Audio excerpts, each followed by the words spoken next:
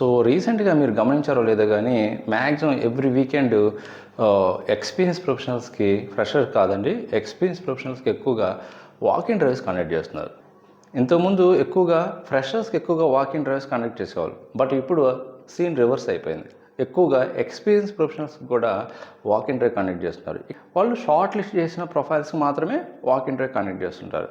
ఇప్పుడు ప్రజెంట్ అయితే మాత్రం ఎక్కువగా షార్ట్ లిస్ట్ చేసిన ప్రొఫైల్స్కి వాకింగ్ డ్రైవ్ కండక్ట్ చేస్తున్నారు. ఎందుకంటే కాంపిటీషన్ అలా ఉంది కాబట్టి వాళ్ళు షార్ట్ లిస్ట్ చేసి ఒక్కసారిగా చాలామందిని ఆ కంపెనీకి ఇన్వైట్ చేస్తున్నారు. అది వాకింగ్ డ్రైవ్లా కండక్ట్ చేస్తున్నారు. మరి వాకింగ్ డ్రైవ్స్లో మరి జాబ్స్ వచ్చే అవకాశాలు ఉన్నాయంటే 100% వస్తుంటాయండి. రాకుండా ఏమండి, ఓపెనింగ్స్ లేకుండా వాకింగ్ డ్రైవ్ కండక్ట్ చేయరు.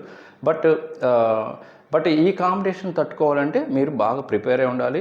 అండ్ ఇక్కడ కంపెనీ వైజ్గా డిఫరెంట్ వేలో వాళ్ళ హైరింగ్ ప్రాసెస్ ఉంటుంది. కంపెనీస్ ఈవెన్ రిటన్ టెస్ట్ కూడా కండక్ట్ చేస్తాయండి ఎక్స్పీరియన్స్ ప్రొఫెషనల్స్కి. ఇక్కడ రిటన్ టెస్ట్ అంటే కోడింగ్ టెస్ట్ ఇలాంటివి అసెస్మెంట్ ఇస్తుంటారు. అవి క్లియర్ అయిన తర్వాతే మీకు technical round, face to face round conduct చేస్తుంటారు.